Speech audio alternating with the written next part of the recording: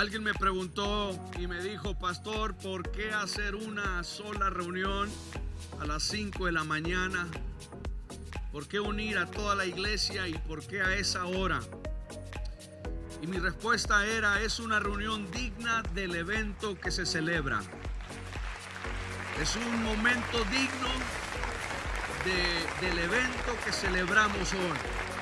No celebramos este evento, celebramos un evento hace 2000 años atrás, cuando Jesucristo resucitó de entre los muertos.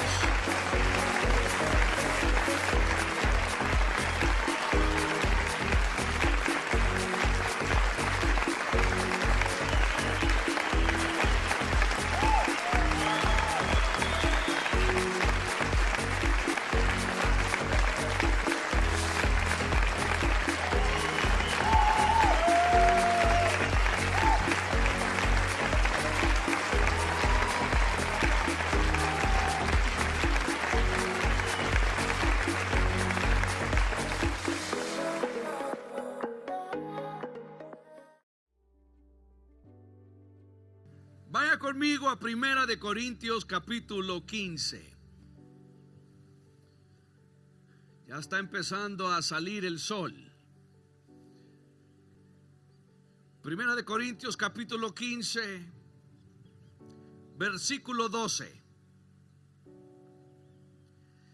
Pero si se predica que Cristo resucitó de los muertos, ¿cómo dicen algunos entre vosotros que no hay resurrección de muertos? Porque si no hay resurrección de muertos, tampoco Cristo resucitó. Y si Cristo no resucitó, vana es entonces nuestra predicación, vana es también vuestra fe. Y somos hallados falsos testigos de Dios, porque hemos testificado de Dios que Él resucitó a Cristo, al cual no resucitó, si en verdad los muertos no resucitan. Porque si los muertos no resucitan, tampoco Cristo resucitó. Y si Cristo no resucitó, vuestra fe es vana, aún estáis en vuestros pecados. Entonces también los que durmieron en Cristo perecieron. Si en esta vida solamente esperamos en Cristo, somos los más dignos de conmiseración de todos los hombres. Mas ahora Cristo ha resucitado de los muertos, primicias de los que durmieron es hecho. Cristo ha resucitado. Cristo ha resucitado. Cristo ha resucitado. Todo depende de la resurrección. Nuestra vida, nuestra fe, el cristianismo, todo depende de la resurrección. Si Cristo no resucitó, entonces nosotros seguimos en nuestros pecados. Los que murieron, murieron en pecado y no hay esperanza. La resurrección de Jesucristo es lo que separa al cristianismo de toda otra religión. Esa es la diferencia. Yo no soy musulmán, yo no sigo a Krishna, no sigo a Buda, no soy hindú, no soy nada de eso. Yo soy un seguidor de Jesús porque Él hizo algo que ninguno otro hizo. Jesús hizo algo que nadie más hizo. Él venció la muerte. Todos los demás siguen en la tumba, pero Jesucristo resucitó y Él reina para siempre. Él venció la tumba. Ese es el poder de la resurrección.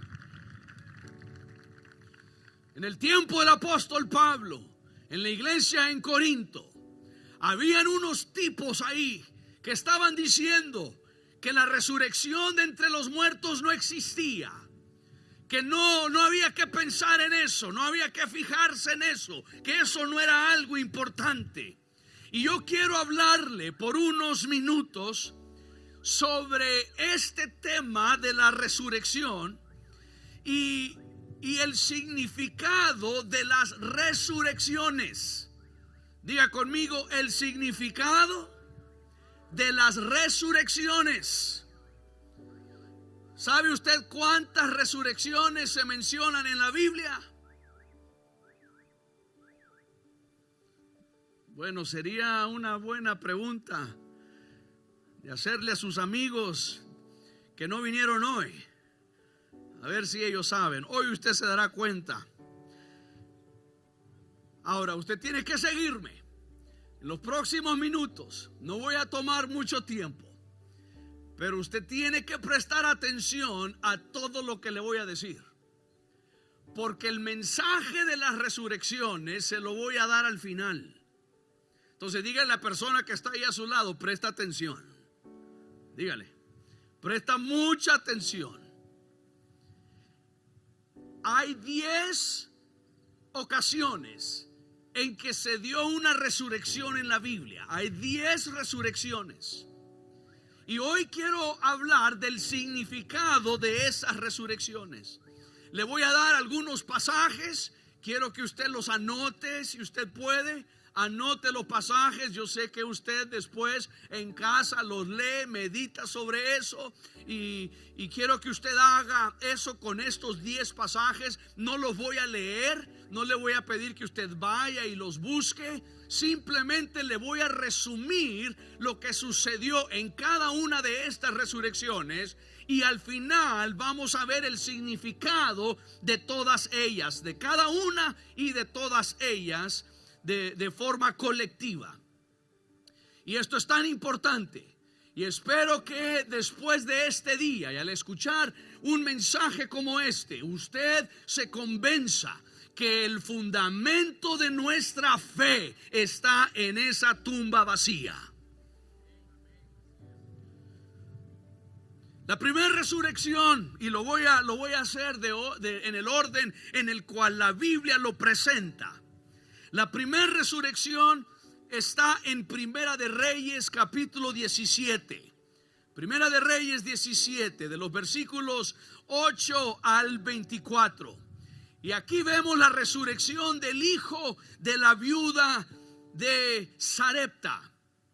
Esta mujer tiene un hijo y el profeta Elías ora para que este niño resucite de los muertos.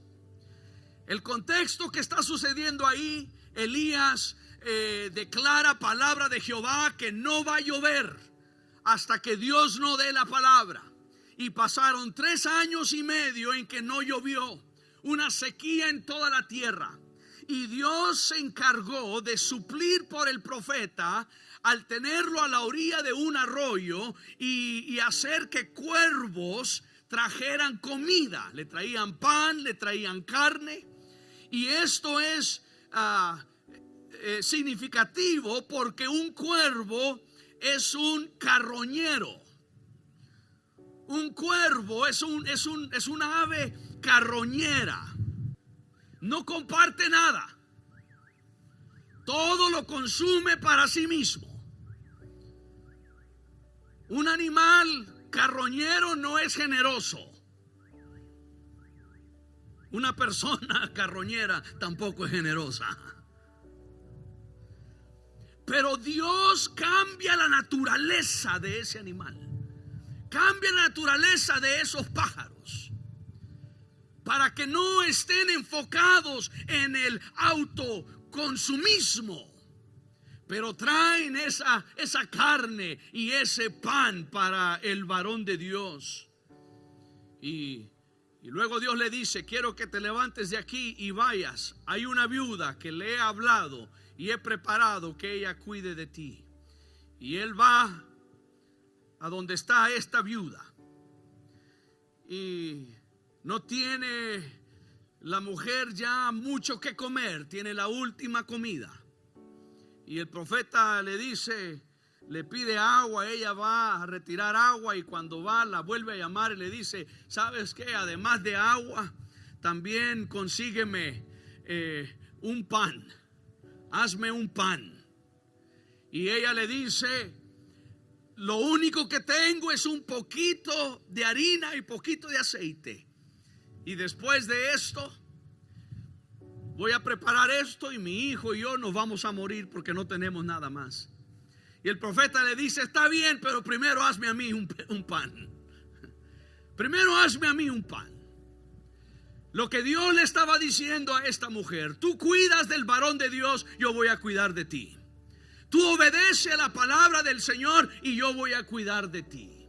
Y eso es lo que pasó. Conocemos la historia. Por el tiempo que duró esa sequía, no se le acabó el aceite, no se le acabó la harina. Y ahí el profeta Elías recibió sustento durante ese tiempo. Pero avanzando los meses, se enferma ese niño, ese hijo de esta viuda. Entonces ella clama al profeta. Y el profeta viene, ora por este niño y se extiende sobre él, se acuesta sobre él y le retorna vida a este niño. Ese es el primer milagro de resurrección en la Biblia. El segundo milagro está en Segunda de Reyes, capítulo 4, versículos 8 al 37. Y este es el hijo de la mujer sunamita.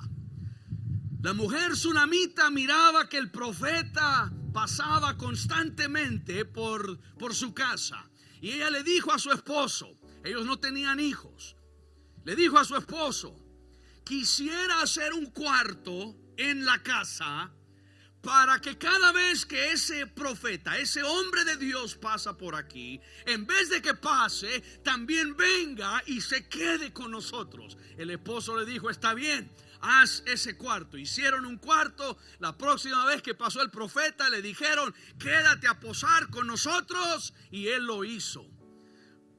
Después de que ellos le atendieron al profeta de una forma tan maravillosa, el profeta Eliseo, que era el discípulo de Elías, Eliseo manda a su criado a preguntarle a la mujer sunamita, ¿qué puedo hacer por ti? ¿Qué puedo pedirle a Dios por ti? Porque has sido tan generosa para con nosotros, con Eliseo y con su discípulo. ¿Qué puedo hacer por ti?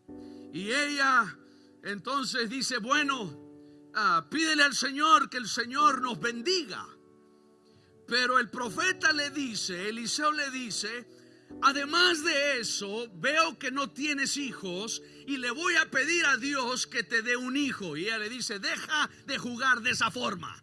Deja de bromear de esa forma. Ellos no podían tener hijos.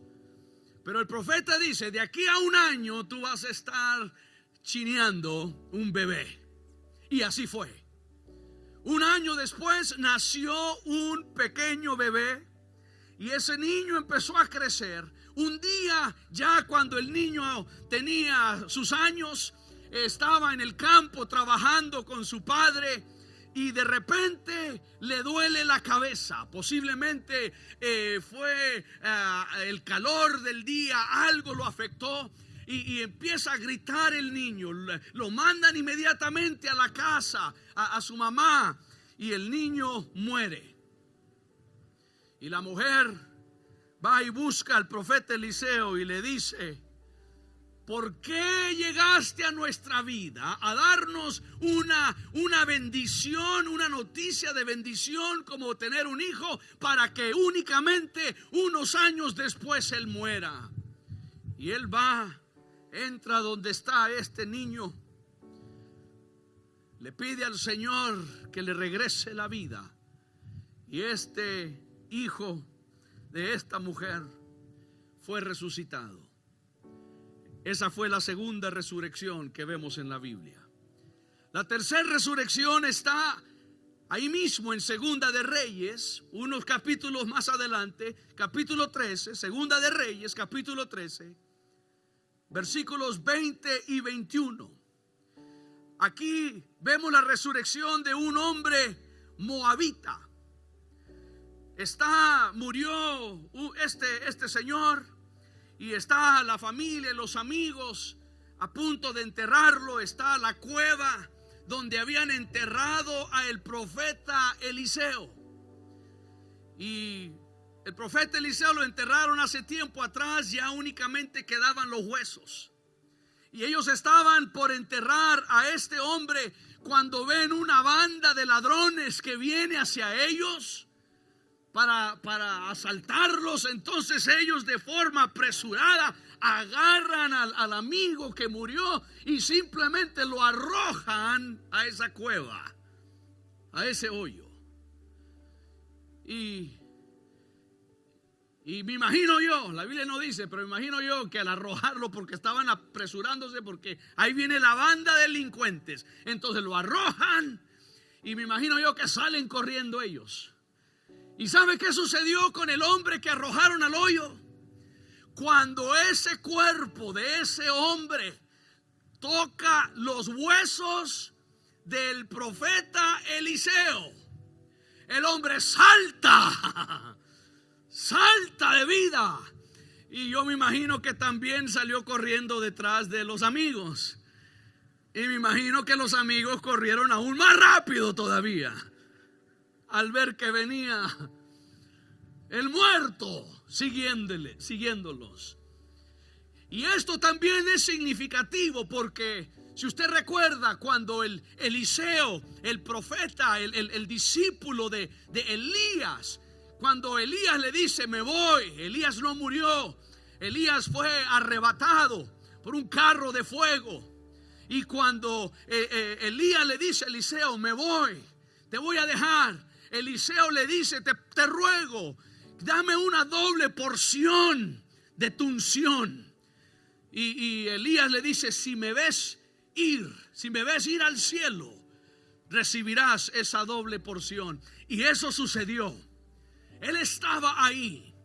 Y cuando Elías fue arrebatado en esos carros de fuego, ahí estaba Elías y Eliseo. Y Eliseo recibió una doble porción de la unción que tenía Elías. Y solo para que usted tenga una idea de lo que sucede en la vida de ellos, Elías hizo 16 milagros antes de ser arrebatado. 16 milagros. Y Eliseo, antes de morir, murió de su enfermedad. Antes de morir, Eliseo hizo 31 milagros. Elías 16, Eliseo 31 milagros antes de morir. Le faltaba un milagro para que fuera lo doble de lo que hizo Elías. Y ese último milagro sucedió el día que echaron a ese muerto y tocó los huesos de Eliseo. Una doble porción de la unción de Elías. Ese fue el tercer milagro de resurrección. El cuarto milagro de la resurrección fue el día después de que Jesús resucitó. Cuando Jesús resucitó, nos dice Mateo capítulo 27, versículos 51 al 53, que muchos resucitaron después de que Jesús resucitó. Después de que Jesús sale de la tumba, las tumbas temblaron, se abrieron, dice la Biblia, cuando Jesús murió en la cruz. Pero se levantaron los muertos después de que Jesús resucitó. Y se llenó las calles de Jerusalén con gente que había muerto y ahora han resucitado y están caminando las calles de la ciudad. Imagínese, usted está tranquilo en su casa y de repente alguien toca la puerta y usted va y abre y es el tío Juan que murió hace unos días atrás o unas semanas atrás. Ahí está. Esa escena sucedió muchas veces. Queridos hermanos, servimos a un Dios que puede transformar vidas. La quinta resurrección es el hijo de la viuda de Naín. En Lucas capítulo 7, versículos 11 al 15. Ahí vemos que esta viuda tiene su único hijo y él muere, y van ya en la procesión hacia el cementerio. Ya se van a despedir de su hijo. Ya pasaron el proceso de preparar el cuerpo, y ahora van al cementerio a colocar a este único hijo. Y van la procesión, y Jesús llega a Naín y ve esto. Y Jesús manda a detener la procesión. Se acerca a este niño y lo toca. Y el niño se levanta. Y la gente ve ese gran milagro. Y corre la palabra en todo Naín y en todas las áreas de ese lugar, del tremendo milagro que había sucedido cuando Jesús tocó a ese niño. Esa fue la quinta resurrección. Ahora dígale a la persona que está a su lado: no te desconectes. El pastor nos está llevando a un lugar importante. Dígale. Usted dice: pero pastor, ¿por qué nos está resumiendo todo esto? Ya verá. Los mensajes de cada uno de estas resurrecciones, y el mensaje que todas estas resurrecciones nos dan hoy es poderoso. El sexto milagro de resurrección, la sexta resurrección, es la hija de Jairo. Jairo tenía una niña de 12 años y estaba muy enferma. Estaba a punto de muerte. Y él va a buscar a Jesús. Y se encuentra con Jesús y le dice: ven a mi casa, ven a orar por mi hija. Está muy grave, está muy enferma, no tiene mucho tiempo. Ven y ora por ella, sánala. Y Jesús dice: vamos inmediatamente. Entonces ellos inmediatamente van a la casa de Jairo. Y en camino a la casa de Jairo, la gente seguía a Jesús. Y se encuentran con una mujer que tenía un flujo de sangre por más de 12 años. Y ella sabía que si solo podía tocar el manto de Jesús, ella sería sanada. Entonces se mete entre la multitud, aprieta entre la multitud y se acerca a Jesús. Y ella extiende su mano para tocar el manto de Jesús.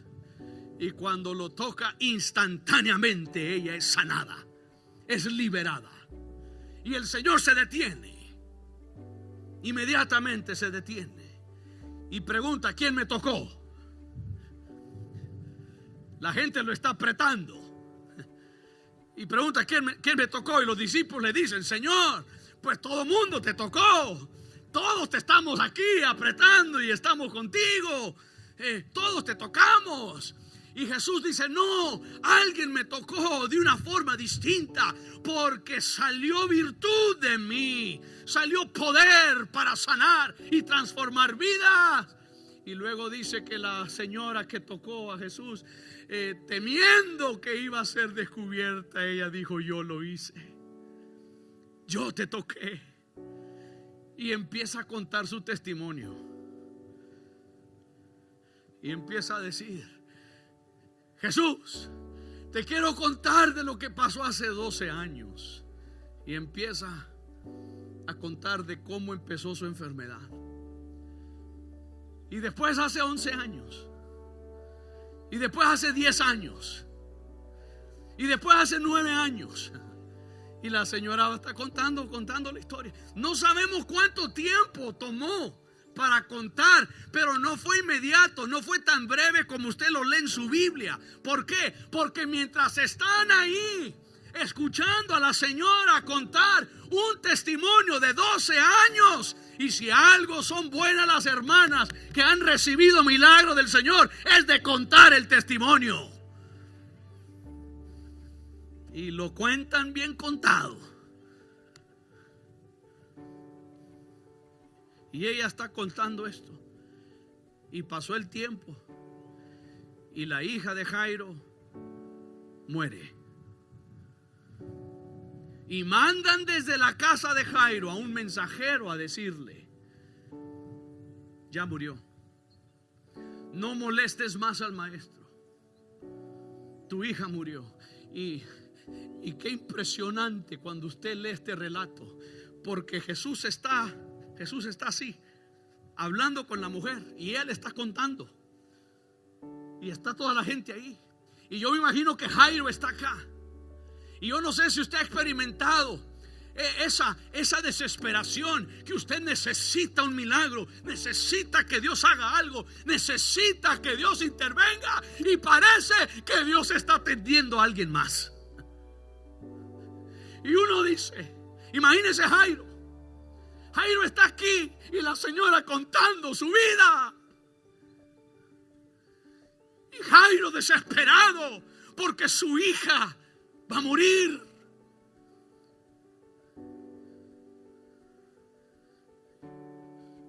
Y ella contando el testimonio, le llegan, le dicen a Jairo: ya no molestes más al maestro. Y me impacta que Jesús está hablando aquí, y Jesús se da cuenta de lo que le dicen a Jairo, y solo se voltea a Jairo y le dice: Jairo, no temas, cree solamente. Ajá, y luego ¿qué pasó después? Cuénteme. Ajá. Como si la muerte no fuera cosa grande para Dios. Como que nuestros problemas no son la gran cosa para Jesús. Lo son para nosotros, pero no para Él. Y Él va a la casa de Jairo, y Jesús resucita a esta niña. Gracias a Dios que Jesús viene a nuestra necesidad, a nuestro hogar, a nuestra petición, aun cuando pensamos que ya no hay nada más que hacer. Aun cuando perdemos la esperanza, el Señor está ahí. El séptimo milagro de resurrección fue de un hombre llamado Lázaro. Lázaro era amigo de Jesús. Igual le mandaron mensaje a decirle a Jesús que su amigo, al que él amaba, estaba muy enfermo, muy delicado. Ese relato se encuentra en Juan capítulo 11. Cuando le dijeron a Jesús que su amigo estaba enfermo, Jesús decidió no ir por un tiempo. Pasaron los días y Lázaro muere. Cuando Jesús decide ahora sí ir a Betania, a donde vivía Lázaro, ya hacían 4 días. Cuando Jesús llega, ya hacía 4 días que Lázaro había muerto. Y Jesús se para en la entrada de esa tumba y Él declara: Lázaro, sal fuera. ¿Y sabe qué pasó? Lázaro salió. Un hombre con 4 días de muerto. Y qué bueno que dijo: Lázaro, sal fuera, porque si solo hubiera dicho sal fuera, salen todos los que estaban en esa tumba. Ese era el séptimo. El octavo milagro de resurrección fue de una mujer llamada Tabita, que también es traducido como Dorcas. Era una mujer buena. Era una mujer, y la única mujer que la Biblia se refiere como discípula. Y esta mujer muere, y llaman a el apóstol Pedro que venga. y que ore por ella. Y Pedro viene, le pide a Dios que haga un milagro de resurrección, y Tabita se levanta de entre los muertos. Ese es el octavo milagro de resurrección. La novena resurrección es de un joven llamado Eutico. Este joven estaba en una vigilia escuchando un mensaje predicado por el apóstol Pablo. Estaban en un edificio en el tercer piso y el muchacho se sentó en la ventana. Me imagino que estaba lleno ese lugar, no había donde más sentarse. Entonces se sentó en la ventana en el tercer piso y estaba escuchando a Pablo predicar, y se durmió. Y al dormirse se cayó del tercer piso y murió. Diga a la persona que tiene a su lado: no te duermas. Dígale: porque yo no creo que el pastor tenga la unción del apóstol Pablo. Gracias a Dios que su pastor no predica tan largo como el apóstol Pablo. Se duerme, cae, muere, y Pablo corre hacia abajo, donde está el muchacho, ora por él y lo resucita.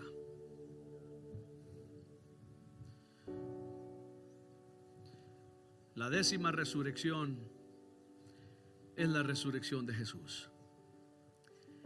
Y dice 1 Corintios capítulo 15 versículo 20, como ya lo leímos: mas ahora Cristo ha resucitado de los muertos, primicias de los que durmieron es hecho.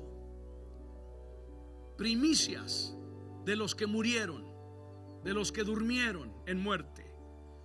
Jesús es hecho primicia.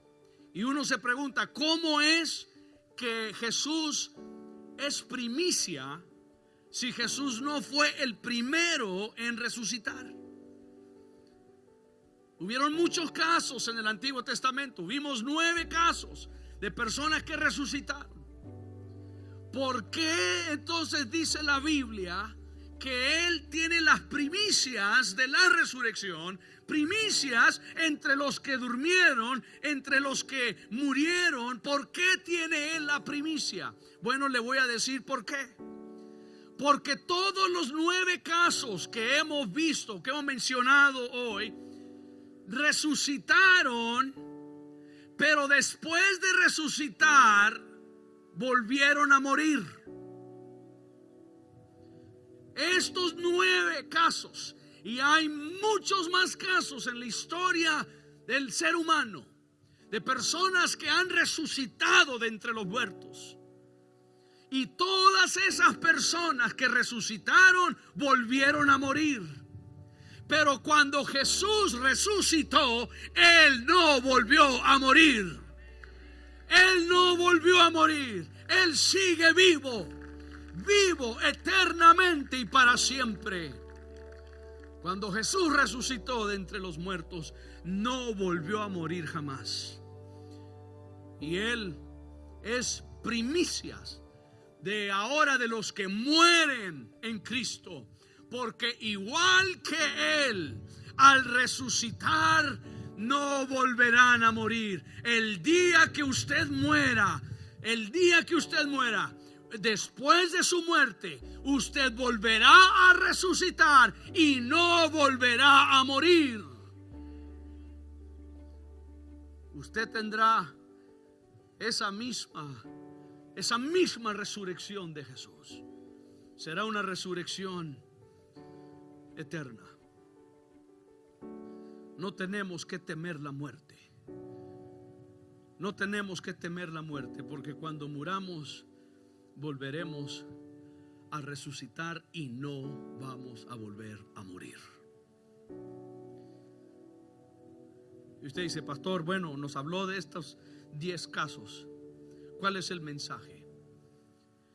Cada uno de estos casos, de estos relatos de resurrección, hay un nombre de un individuo o de un lugar que tiene un significado poderoso. Y le voy a dar esos significados. La resurrección de la viuda de Sarepta, del hijo de la viuda de Sarepta.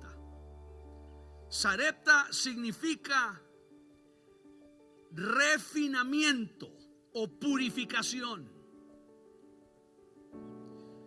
El segundo milagro era el hijo de la mujer sunamita. Sunamita significa lugar de descanso. La tercera resurrección fue del hombre moabita. Recuerda que venían los ladrones y lo echaron. Moabita significa el padre.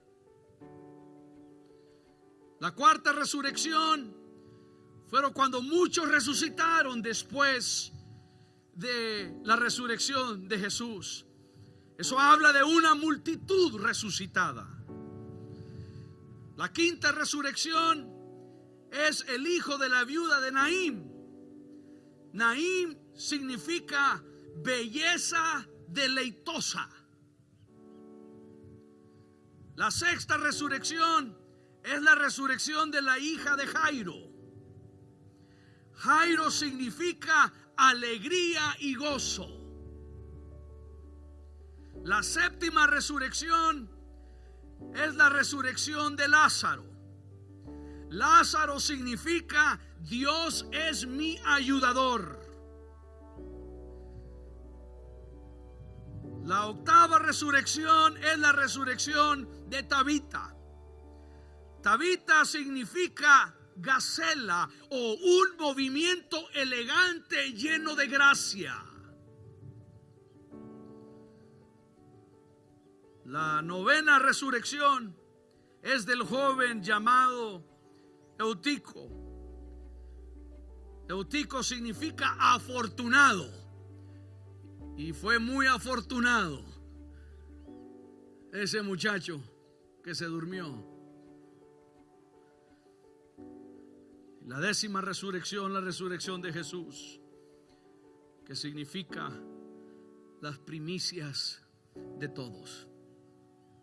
Ahora aquí está el mensaje. Aquí está el mensaje. Y a ver si me ayudas, Víctor. Aquí está el mensaje. No es casualidad. No es casualidad que estas 10 resurrecciones están en este orden. No es casualidad los significados de los nombres de esas personas o de esos lugares, porque yo creo que hay un mensaje que todas esas resurrecciones nos dan. Y tomando el significado de cada una de esas que le mencioné ahorita, pudiéramos decir que el mensaje de las resurrecciones que están en la Biblia es este: un refinamiento de lo que era un lugar de descanso. Nuestro Padre, el que tiene el poder de levantar una multitud, ha hecho una belleza deleitosa al quitar el aguijón de la muerte y convertirlo en alegría y gozo. Y el Dios que es nuestro ayudador hizo un movimiento lleno de gracia, y somos afortunados de tener una resurrección que es la primicia de muchos. Ese es el resumen del mensaje de las resurrecciones. Por eso celebramos la resurrección de Jesús. Esto es posible porque Jesús venció la muerte. Y hoy, alrededor de nuestro mundo, se celebra lo que Jesús hizo hace 2000 años. Definitivamente que somos afortunados al ser sus hijos, al tenerlo a Él como nuestro Padre. Definitivamente que Dios hizo un movimiento de gracia para alcanzarnos a nosotros y para darnos vida.